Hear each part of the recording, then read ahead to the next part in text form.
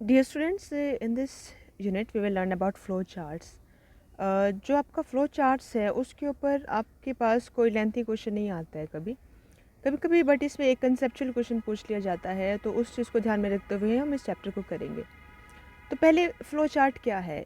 ये जो आप एल्गोरिदम लिखते हैं ना, उसका ही पिक्टोरियल रिप्रेजेंटेशन है। अगर आप उस एल्गोरिदम को जो आपने शब्दों में लिखी है उसको एक डायग्राम के उसमें रिप्रेजेंट कर दें, उसको एक डायग्राम की फॉर्म में रिप्रेजेंट कर दें, तो वो आपका जो डायग्राम बनता है, जो चार्ट बनता है, उसको आप फ्लो चार्ट कहते हैं। तो फ्लो चार्ट में जो सबसे इम्पोर्टेंट बात जो आपको ध्यान रखनी है, the most important thing is it's symbols.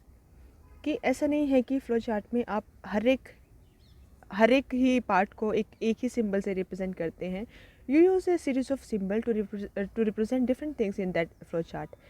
सबसे पहले हम अगर बात करें, अगर हम टर्मिनल्स की बात करते हैं कि फ्लो चार्ट का स्टार्टिंग और एंड में जो भी कमांड होगी आप उसको इस सिंबल के अंदर रखेंगे। तो जो भी आपके स्टार्ट है, स्टॉप है, एंड है, एग्ज़िट है, ये सारे के सारे पॉइंट आपके इस तरह के सिंबल के अंदर आप उस पिक्टोरियल रिप्रेजेंटेशन में रखेंगे।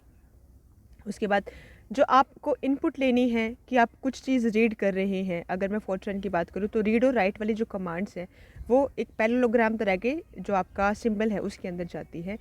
कोई भी कॉम्पिटिशनल कमांड, कोई भी कॉम्पिटिशनल इंस्ट्रक्शन अगर आपको किसी भी प्रॉब्लम में देनी है तो वो एक रेक्टेंगुलर जो सिंबल है उसके अंदर जाती है। इन चीज़ों को आप स्टडी करेंगे फर्दर, कुछ एग्जांपल्स में देखेंगे तो आपको ज़्यादा क्लियर होगा। अगर कोई डिसीजन मेकिंग हो, कि अगर आपके पास कोई कंडीशन हो कि आइदर दिस कंडीशन और दिस कंडीशन, अगर आपके पास कोई डिसीजन मेकिंग हो, कोई कंडीशनैलिटी आपकी प्रॉब्लम में आ गई, तो उसमें जो आपका एक जो सिंबल है जो आप यूज़ करेंगे उस पिक्टोरियल रिप्रेजेंटेशन में, that would be like this, it's a rhombus I guess. अगर आप डू लूप्स लगा रहे हैं, अब कोई भी, अगर आप किसी भी इंस्ट्रक्शन को आपको इटरेशन देना है, अगर उसको आपको बार बार रिपीट करना है, तो आप उसमें लूपिंग करते हैं। और लूपिंग में the thing that you will be using to represent looping is this, these are your simple flow lines, this is your line connector and page connector. ये आप यूजुअली ज़्यादा यूज़ नहीं करते हैं। तो ये कुछ सिंबल्स हैं जो आपको ध्यान रखने हैं for the flow charts. These are the same rules that they have cited. एक बार इनको बस एक बार पढ़ लीजिएगा।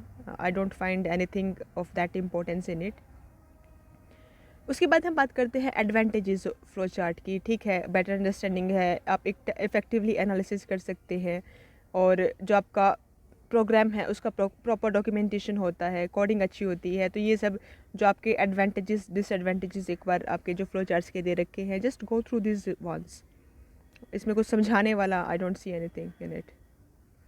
तो एग्जाम्पल में देखते हैं कि एग्जाम्पल है कि आपको फ्लो चार्ट बनाना है, finding the sum and average of two given numbers. आपको एक्स और वाई दो गिवन नंबर दे रखे हैं, उसमें आपको फ्लो चार्ट बनाना है। तो फ्लो चार्ट बनाते हुए आपको सबसे पहले सिंबल्स का ध्यान रखना है। हमने कहा था जो टर्मिनल्स पे आएंगे, जो टर्मिनल पे आपका जो भी कमांड आएगी उसमें जो शेप होगी दैट वुड बी दिस। तो आप टर्मिनल पे देखिए स्टार्ट और स्टॉप, वहाँ पे आपने शेप ये वाला यूज़ कर रखा है। उसके बाद हमने कहा था जब इनपुट और आउटपुट की हम बात करेंगे, इनपुट और आउटपुट में जो भी आप चीज़ लिखेंगे वो एक पैरेललोग्राम इस तरीके का होगा। तो आप इनपुट यहाँ पे दे रहे हैं रीड एक्स वाई, आउटपुट यहाँ पे लिख रहे हैं, तो इसमें पैरेललोग्राम की शेप एक बार आप देखिए। और जो आपकी डाटा इंस्ट्रक्शन थी, जो आप कमांड दे रहे थे कंपटीशन के लिए, उसको आप एक रेक्टेंगुलर जो बॉक्स है उसके अंदर रखते हैं। तो ये सब बातें हैं जो आपने, जो सिंबल्स आपने कहा था, उन सब का यूज़ आपने इस डायग्राम में दिखा रखा है। ये प्रोग्राम किस तरीके से लिखा गया आप उसको बाद में स्टडी करेंगे, बट बाकी अगर आप देखना चाहें तो एक बार देख भी सकते हैं कि सबसे पहले, क्योंकि आपको निकालना है जो एक्स और वाई दो नंबर्स हैं, इनका सम और एवरेज, तो आपने उसकी एल्गोरिदम लिखनी है। तो सबसे पहले आप स्टार्ट करेंगे। उसके बाद आपको ये पता होना चाहिए कि आपके वो जो दो नंबर हैं वो कौन कौन से हैं। उस चीज़ को पता कराने के लिए आप उसको रीड करते हैं। तो रीड एक्स वाई का मतलब है कि आप डिफ़ाइन कर रहे हैं आपके दो नंबर एक्स और वाई। उसके बाद आप डिफ़ाइन करते हैं एक्स प्लस वाई, क्योंकि आपको सम निकालना है और एक एवरेज निकालनी है। तो एक्स प्लस वाई को जो वैल्यू है उसको आप सम को असाइन करेंगे, और X plus Y by two is your average of two number. तो but X plus Y is your sum, तो sum by two that is the average. तो सम बाय टू की जो वैल्यू है वो आप एवरेज को असाइन करेंगे। I hope you remember this assign symbol. जो ये सिंबल आप बार बार यूज़ कर रहे हैं, this is your assign symbol. उसके बाद आप रिज़ल्ट लिखेंगे, सम एंड एवरेज, और उसके बाद आपका प्रोग्राम स्टॉप हो गया। तो इस तरीके से आप फ्लो चार्ट बना रहे हैं for the sum and average of two numbers.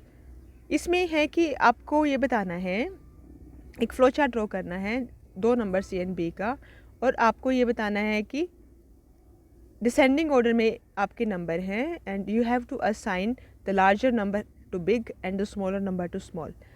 तो उसके लिए सबसे पहले आपने जो टर्मिनल पे आए हैं, at the terminals this kind of symbol is used, ठीक है। इनपुट आउटपुट में ये वाला सिंबल है।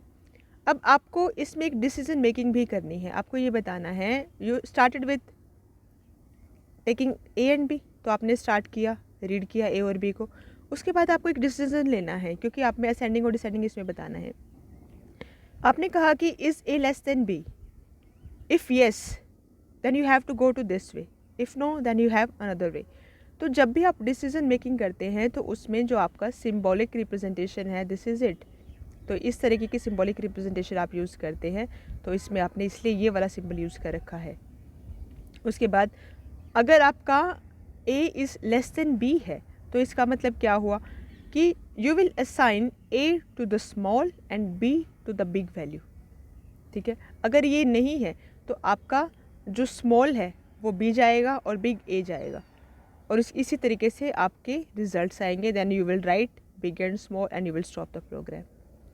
तो एक ये थोड़ा सा डिस्कशन था फ्लो चार्ट्स के बारे में। इस यूनिट में आपको सबसे इम्पोर्टेंट जो बात जो बताई गई है वो ये कि आप फ्लो चार्ट को रिप्रेजेंट करने के लिए डिफरेंट सिंबल किस तरीके से यूज़ करते हैं, तो इस चीज़ का आप ध्यान रखें। And that would be all hair.